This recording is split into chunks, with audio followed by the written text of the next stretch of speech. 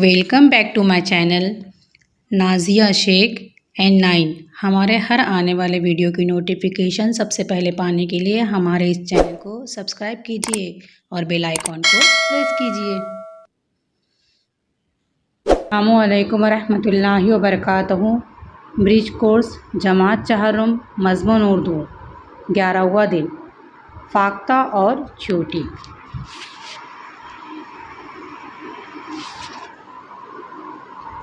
नदी के किनारे एक पेड़ था।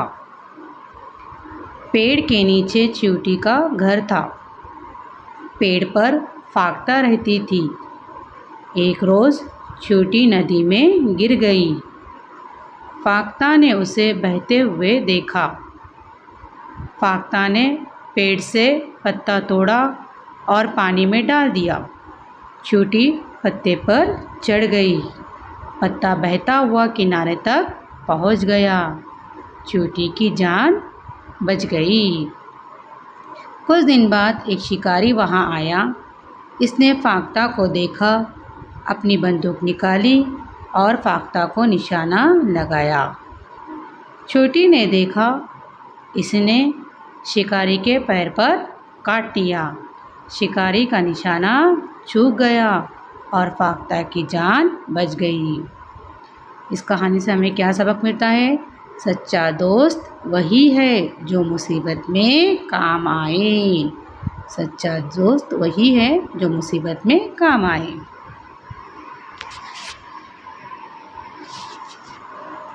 इस नदी के किनारे एक पेड़ था। इस पेड़ के नीचे चींटी का एक घर था। चींटी का एक घर था। इसी पेड़ पर एक फाख्ता रहती थी। एक रोज़ ये चींटी नदी में गिर गई। फाख्ता ने देखा कि चींटी नदी में गिर गई है और बह रही है। फाख्ता ने पेड़ से पत्ता तोड़ा और पानी में डाल दिया।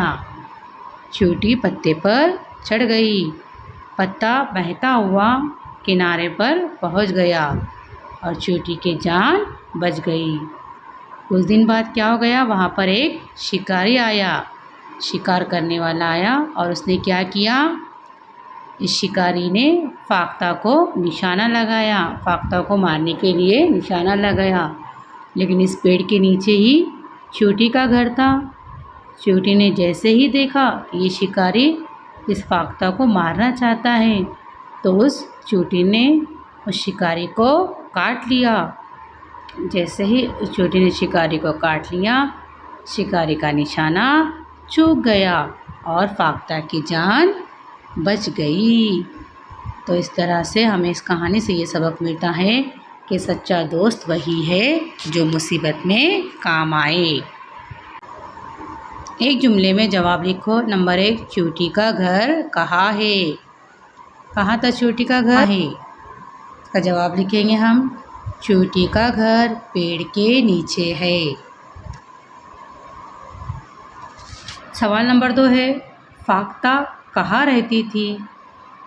इसका जवाब है, फाख्ता पेड़ पर रहती है। सवाल नंबर 3 है, नदी में कौन गिरा?